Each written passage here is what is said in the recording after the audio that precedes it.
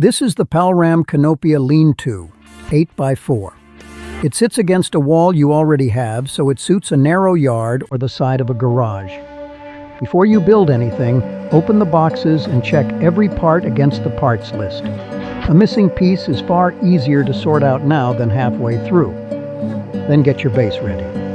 It needs to be flat and level, and the footprint is 8 feet long by 4 foot 1 deep.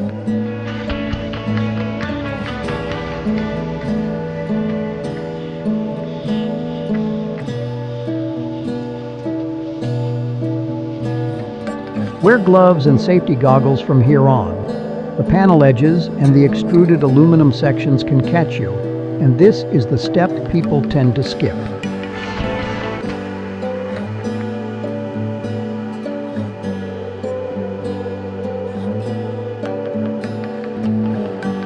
That's the roof vent. In our climate, it earns its keep. On a bright spring day, a closed greenhouse heats up quickly, even when the air outside is still cold.